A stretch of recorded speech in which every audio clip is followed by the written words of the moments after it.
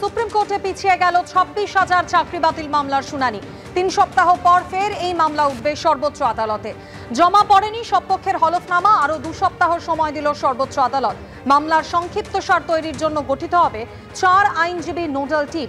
High court চাকরি বাতিল করলেও বহাল রেখেছিল সুপ্রিম কোর্ট। যোগ্য অযোগ্যদের চিহ্নিত করে তালিকা তৈরির নির্দেশ দিয়েছিল সর্বোচ্চ আদালত। এর আগেই কলকাতা হাইকোর্ট 25,753 জনের চাকরি বাতিলের নির্দেশ দেয়। যদিও সুপ্রিম কোর্ট বলেছিল 16 জুলাই অর্থাৎ আজ পর্যন্ত সবার চাকরি বহাল থাকবে। এই মামলার শুনানি 3 সপ্তাহ পিছিয়ে গেল।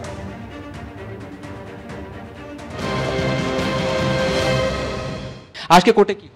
আজকে যখন মামলা শুরু হয়, শুনানি শুরুতেই আমি বলেছি যে স্কুল সার্ভিস কমিশন এখনো পর্যন্ত কোনো এভিডেভিট এই রিগার্ডিং সেগ্রিগেশন লিস্ট কোনো এভিডেভিট এখনো পর্যন্ত আমাদের দেয়নি। ফলে স্কুল সার্ভিস কমিশন এটা করতে পেরেছে কি পারেনি এই নিয়ে আমার কোনো ধারণা নেই। আমি সেটা আদালতেও বলেছি। আদালত আজকে সমস্ত পক্ষকে যেটুকু শুনানি দিয়েছেন, তারপর আদালত আজকে মূলত যেটা করেছেন যে আগামী দিনে কিভাবে হিয়ারিংটা হবে তার একটা বলতে পারেন গাইডলাইন তৈরি করেছে। আদালত যেমন বলেছে school service commission, West Bengal board of secondary education, writ petitioner, affected party, CBI, সেই সমস্ত কাউন্সিলকে অ্যাপিয়ার করে তারা তাদের আর্গুমেন্ট রাখবেন এবং মামলাটি পরবর্তী শুনানির জন্য আসবে 6 August. In the meanwhile 2 সপ্তাহের মধ্যে আমাদের যদি কোনো বক্তব্য থাকে এসএলপির এগেনস্টে, তাহলে আমরা সেই বক্তব্য এভিডেভিট আকারে পেশ করব। এই এন্ডেভার এই উদ্যোগ নেওয়া হয় যদি যারা চাকরি পেয়েছেন, যারা প্রকৃত চাকরি পেয়েছেন, তাদের যেন চাকরিটা থাকে। কিন্তু যদি এসএসসি যদি সেই ডাটাটা ফার্নিশ না করে, তাহলে এর রেসপন্সিবিলিটি কে নেবে? এর রেসপন্সিবিলিটি এসএসসিকেই নিতে হবে, কারণ তারা হচ্ছে রেকমেন্ডেটরি অথরিটি। অন্যদিকে এস বসুরায় অ্যান্ড কোম্পানির অফিসে 4 দিন অভিযান চালিয়ে এবার একাধিক জিনিস উদ্ধার করলো সিবিআই। কেন্দ্রীয় গোয়েন্দা সংস্থা সূত্রে খবর, 4 দিনের অভিযানে অফিস থেকে উদ্ধার হয়েছে 36টি হার্ড ডিস্ক। বাজেয়াপ্ত করা হয়েছে কোম্পানির 2টি সার্ভারও। হাইকোর্টের অলআউট ছাপানোর নির্দেশের পর ওএমআর দুর্নীতি খুঁজতে ফের অভিযানে নামে সিবিআই। দক্ষিণ কলকাতার সাদার্ন অ্যাভিনিউয়ে এস বসুরায় অ্যান্ড কোম্পানির অফিসে লাগাতার তল্লাশি চালায় সিবিআই এর অফিসাররা। কেন্দ্রীয় গোয়েন্দা সংস্থা সূত্রে খবর, 4 দিনের অভিযানে অফিস থেকে উদ্ধার হয়েছে 36টি হার্ড ডিস্ক। বাজেয়াপ্ত করা হয়েছে কোম্পানির 2টি সার্ভার। এখানেই শেষ নয়, তদন্তকারীদের অনুমান সার্ভারের মধ্যে থাকা হার্ড ডিস্ক থেকে মুছে ফেলা হয়েছে বহু তথ্য।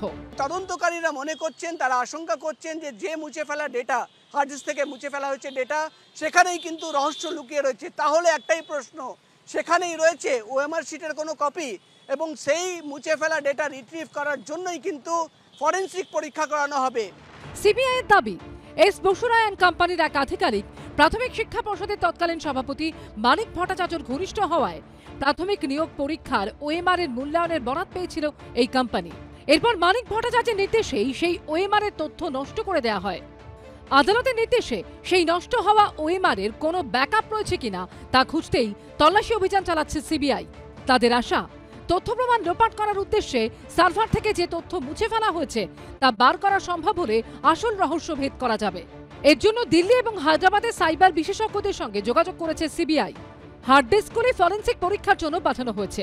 এসএসসি বা শিক্ষক নিয়োগ বা অশিক্ষক কর্মচারী নিয়োগে যে দুর্নীতি, এটা একটা মহামারী এবং গোটা রাজ্য জুড়ে এটা ছড়িয়ে আছে।